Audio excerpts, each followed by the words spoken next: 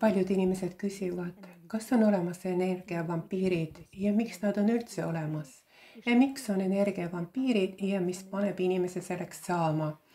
Kõik sünnivad puhastena, puhtas olekus ja sünd ise, see on tunnistus sellest, et siia planeedile saabub suur valgus, arenevas lapses ja tänu selle valgusele areneb embrüo ning seejärel sünnib laps.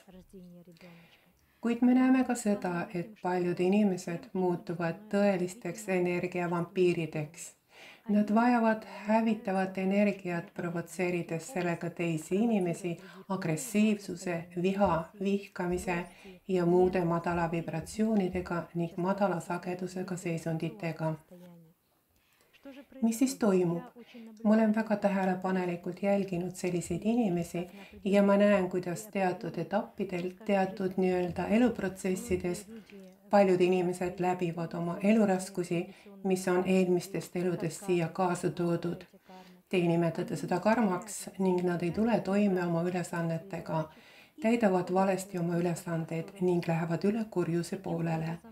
Sellisel moel nende teadvus ühineb maatriksi seisundiga ning inimene lakkab juba olemas tema ise. Temast saab maatriksi inimene. Kuid maatriksil on vaja alati viha ja inimene hakkab elama nende kurjuse vibratsioonides. See muutub talle isegi nauditavaks.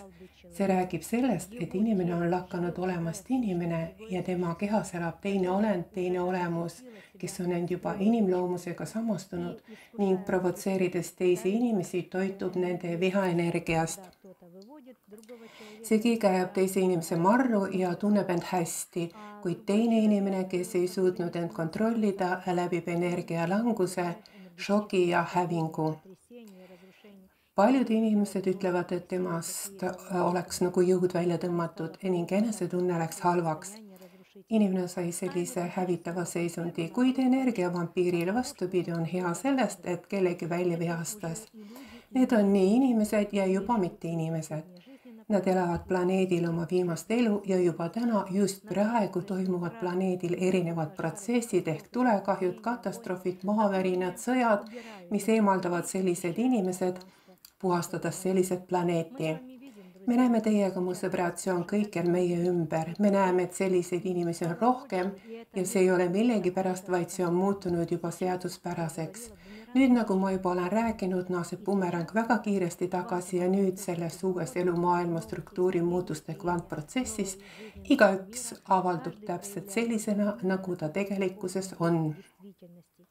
Seetõttu oleme viimasel ajal näinud, et tohutu hulk inimesi läheb tõepoolest kurjuse poolele, mis võimaldab neil siit maailmast lahkuda ja seda igavesti. Kuidas end energiavampiiridest kaitsta, on vaja end alati baas hoida ning samastuda igavesti Jumalaga, Jumala tütre või pojaga, kõrgema meele, looja. On vaja mõelda, et te olete ise kõrgem meel, olete selle osa ja olla alati nendes vibratsioonides, milles looja ise elab. Sa oled enesekindel, sa oled rahulik, sa ei karda midagi, sa ei muretse, et sinult võetakse midagi ära, et midagi põleb, tuleb nälg või tuleb veel midagi. Sa lihtsalt ei karda, sest sa tead kindlalt, et elades Jumalas, sa muutud surematuks, kartmatuks, kõikvõimsaks. Elades Jumalas, looja ise kaitseb sind iga minut sinu elus. On vaja kiirata headust, on vaja kiirata armastust, on vaja armastada inimesi ja isegi selliseid inimesi, kes lähevad üle kurjuse poolele. Osata näha nendes inimestes jumalikku loomingut, sest kunagi oli sellel inimesel ka suurim potentsiaal saada Jumala lapseks.